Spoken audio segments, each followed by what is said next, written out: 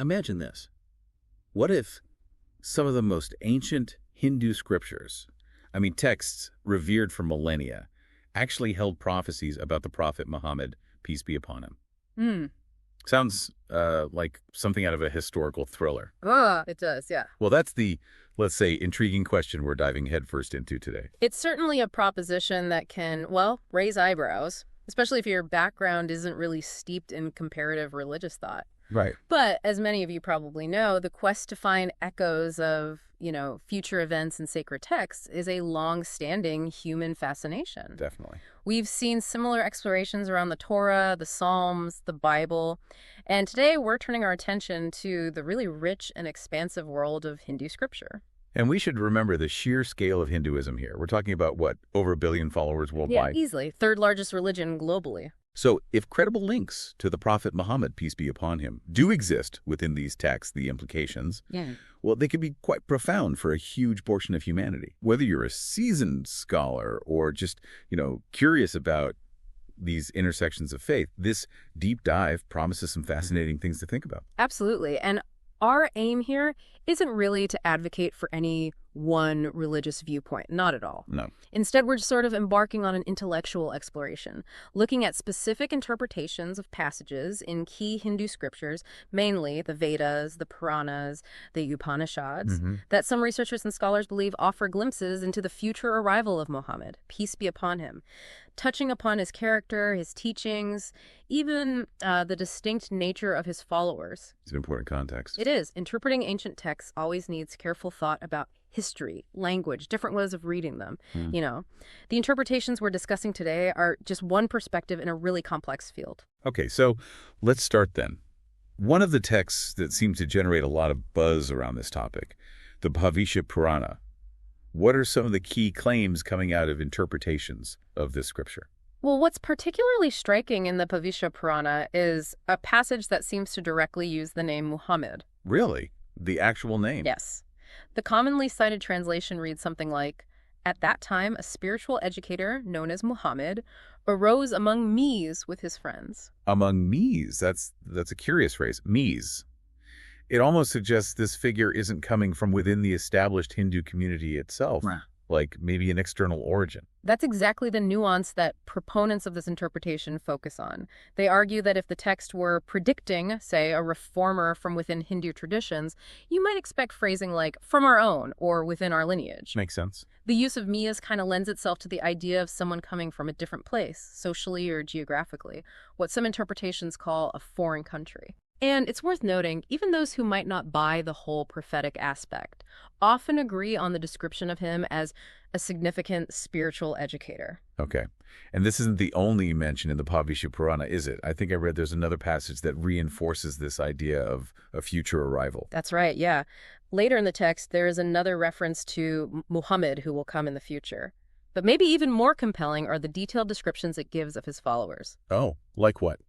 Well, the text describes them as individuals who are circumcised. Okay, very specific. Without braids, without beards, and who will make a revolution, call to worshiping aloud, assimilate all religions, and eat animals without performing elaborate Hindu rituals. Wow, okay, those are pretty specific details. Circumcised, that's a very distinct practice, obviously. And the without braids, without beards part, while it seems straightforward, it does stand out when you think about certain historical Hindu customs, right? Which often emphasize long hair and beards for men. Exactly. The cultural backdrop really makes those details pop. Then you have the phrase, "make a revolution." Yeah. This could easily be seen as reflecting the profound social and religious changes brought about by the Prophet Muhammad, peace be upon him, in Arabia. Right. The translation. And the call to worshiping aloud. That sounds remarkably similar to the Islamic practice of the Adhan, the public call to prayer. It really does. Yeah. And how is that phrase, assimilate all religions, usually understood in this interpretation? Some interpret that as referring to the core Islamic idea of Tawhid, the oneness of God, and the call for everyone to submit to that one reality. So kind of unifying people under one belief. Okay. And the part about eating animals without performing elaborate Hindu rituals that clearly contrasts with traditional Hindu dietary practices, again, hinting at a religious tradition with, origins outside Hinduism. But there's an even more direct link, isn't there? maybe the most undeniable one in this text, the explicit mention of Musliman. Yes, indeed. The Bhavishya Purana very clearly states, they will be known as Musliman, and they will deny the false religion. Wow. The direct use of the term Musliman, which, as you know, is a Persian and Urdu term for Muslim, well, it's quite noteworthy, hard to just brush aside. It certainly adds another layer to this whole thing. Oh, hey, let's shift gears a bit. Another significant body of scripture, the Atharva Veda. I gather the potential connections here are often discussed in relation to the Veda. What can we find there? Right. So, building on those very direct claims in the Bhavishya Purana, let's look at other Vedic texts. Starting with the Atharva Veda, there's this intriguing mention of Mama. A mama. Yes. Within this Vedic context, there's a passage, speaking of Mamak, describing him with some really powerful attributes. Truthful and truth-loving, extremely intelligent, strong, and generous Mamak, who is the truthful and truth-loving, extremely wise, powerful, and generous, has favored me with his words. Mamak. Okay, that doesn't immediately scream Muhammad. So what's the connection people draw here? This is where getting into the Sanskrit etymology is key. The root ma in Sanskrit means to praise or to glorify. Okay. Add the prefix ma, and it forms ma, which translates to the praised one. Oh, praised one. Which linguistically directly mirrors the meaning of the Arabic name Muhammad. Now, this connection isn't universally accepted in Hindu scholarship, obviously. Right. Some interpretations focus on different meanings. Sure. But proponents argue that the attributes listed alongside the name make a compelling case, at least within a specific theological view that allows for prophets outside the Abrahamic line. So, Mamak, the praised one. And the qualities listed for this figure in the passage. You said truthful, intelligent, strong, generous. They seem to align pretty well with the known character of the Prophet Muhammad, peace be upon him. Absolutely. Truthful, truth-loving, extremely intelligent, strong, generous. These are qualities widely recognized as central to his life and character, acknowledged by followers and even many contemporaries. And there's also a phrase linked to Mamak in this passage that really resonates. Something about being a mercy. Yes, exactly. The passage includes the profound phrase, mercy for the worlds. Mercy for the worlds. Which, as you might know, bears a striking resemblance to a verse in the Quran, Surah Al-Anbiya, verse 107, which says, "We sent thee not, but as a mercy for all creatures." Wow, that is close. It's moments like these linguistic and thematic parallels that really make you ponder the potential connections between traditions that seem so separate, don't they? It really does. The similarity is quite remarkable. And the text also mentions a specific number of companions associated with this Mamak, doesn't it? It does, yes. The passage states that Mamak has become famous with 10,000 companions. 10,000. And historically, when the Prophet Muhammad, peace be upon him, returned to Mecca in the year 630 CE, estimates put his followers with him at around 10,000. So another potential point of alignment with the historical record. Exactly. Another piece of the puzzle, if you will. Okay, let's move on then to the Vishnu Purana. We often hear about prophecies related to the end of the Kali Yuga. Can you elaborate on what this scripture tells us in this context? Sure. The Vishnu Purana describes the Kali Yuga, which in Hindu cosmology is seen as the final and most degenerate of the four ages. Right, an age of decline. Yes, characterized by a decline in dharma, virtue, spiritual understanding. It's within this backdrop of expected decline that the prophecy emerges of a divine figure appearing to reestablish righteousness. And where's this figure supposed to appear? The text mentions a place called Shambhala, I think. That's right, Shambhala. In Sanskrit, Shambhala carries meanings like house of trust or house of peace. House of peace. Now, interestingly, the Arabic name for Mecca is Al-Balad Al-Amin, which translates as the secure city or the city of peace. Huh. The parallel in the meaning of the place names is, well, it's noteworthy. It certainly is. And the name of this figure's father is also mentioned. And that has an interesting connection, too.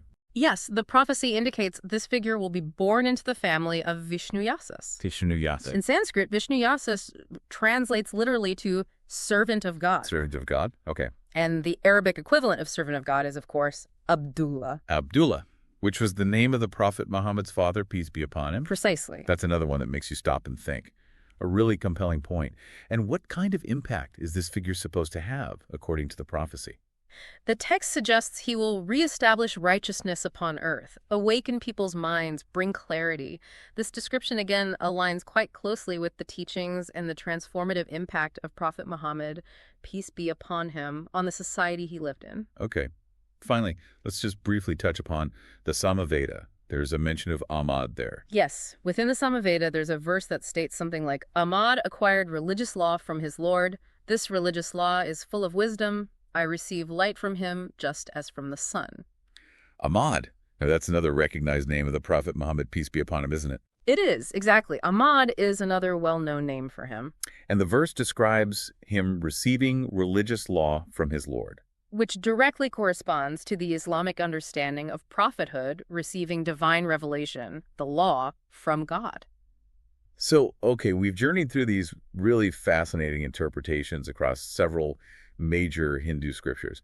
Now, I'm sure some listeners might be thinking about, alternative views or potential objections. And that's absolutely essential for this kind of discussion. It's crucial we reiterate that we are not claiming Hinduism and Islam are based on the same fundamental truths. That's not the point here. Right. From an Islamic viewpoint, the belief is that numerous prophets were sent to different peoples throughout history. So it's perfectly conceivable within that framework that some prophets appeared in the Indian subcontinent. And the texts themselves, they're ancient. They have long histories of being copied, transmitted, interpreted. Couldn't variations have crept in over time, alterations perhaps? Absolutely, that's a valid point. The possibility of alterations or, evolving interpretations of Hindu scriptures over centuries, even millennia, can't be dismissed. It's part of studying any ancient text. Right. But even if we factor that in, it raises a pretty significant question. How likely is it that later changes or additions would so accurately predict such specific details? We're talking names, family names, specific characteristics of followers about someone born over 1,000 years later. It seems highly improbable, doesn't it? Yeah. That someone could retroactively insert such precise information and make it look so accurate. It really does seem to stretch the bounds of coincidence quite significantly. Indeed.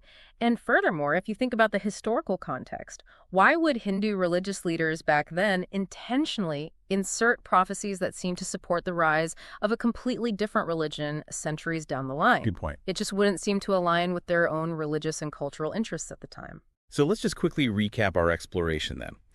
We've looked into interpretations of the Bhavishya Purana mentioning Muhammad and giving those surprisingly detailed descriptions of his followers. Circumcision, the call to prayer, the name Musliman.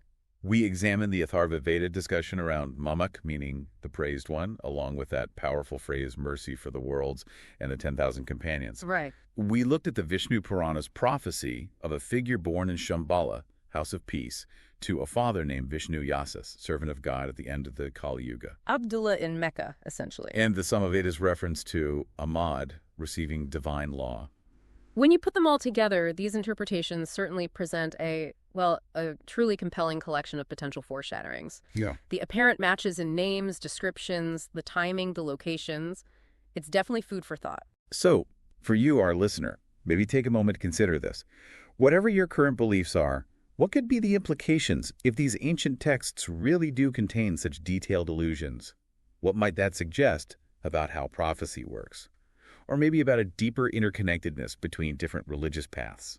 Could it hint at shared spiritual origins, perhaps?